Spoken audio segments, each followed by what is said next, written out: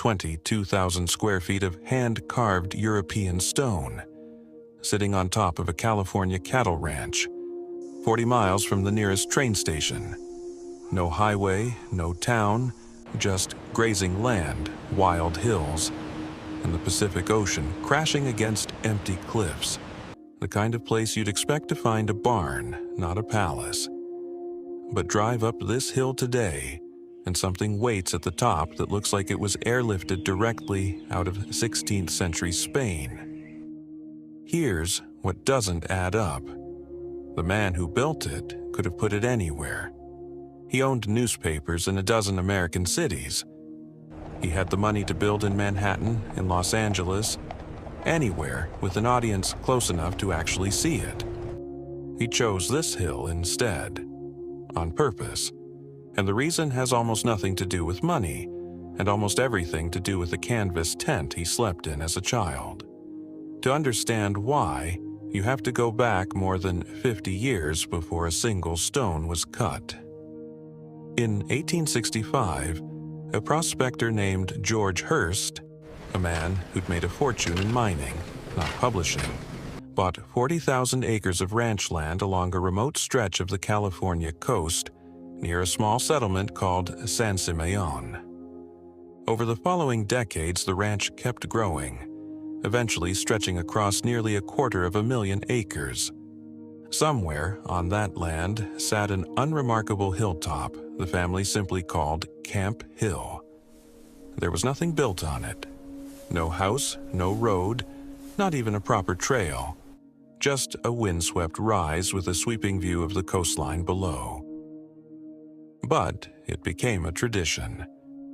George Hearst's wife, Phoebe, would bring the family up to Camp Hill for extended camping trips. Canvas tents pitched for sleeping, small outdoor kitchens, sometimes 50 guests at once for weeks at a stretch. To reach it at all took real effort.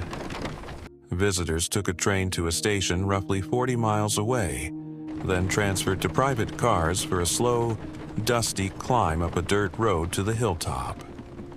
Among the children who grew up making that trip was young William Randolph Hearst. He wasn't just tolerating those camping trips. By every account that survives, he loved them. The tents, the open sky, the specific view from that specific hill, shared with his mother on land his father had claimed decades earlier. It wasn't a place he visited. It was a place that shaped him, years before he had any money of his own to do anything about it. In 1919, everything about that arrangement changed. Phoebe Hearst died that year, and William Randolph Hearst inherited the family's fortune, roughly $11 million, along with the land at San Simeon, Camp Hill included. He was in his 50s by then, decades into building one of the largest media empires in American history. Dozens of newspapers, magazines, a name recognized in nearly every city with a newsstand.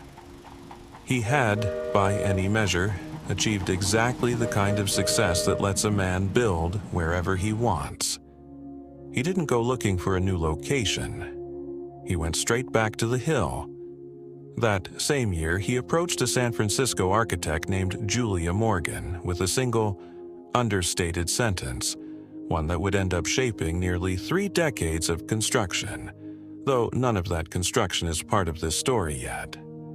His instruction was simple. "Miss Morgan, we are tired of camping out in the open at the ranch in San Simeon, and I would like to build a little something on the same hilltop where he'd once slept in a tent as a boy. The obvious question is why this hill, specifically, why not somewhere closer to the cities where his actual influence lived? The answer isn't complicated, but it is easy to underestimate. This wasn't a real estate decision. Hearst wasn't scouting locations the way a hotel chain might, weighing accessibility against land value. He was choosing the one place on Earth that already meant something to him before he ever had the power to build anything at all. the remoteness that should have been a liability. 40 miles from a train station, no real road. A coastline most Americans had never heard of was, if anything, part of the appeal. This wasn't going to be a building meant to announce itself to the world from a city skyline. It was going to sit exactly where a canvas tent once sat, overlooking the same ocean, on land his family had held for over half a century.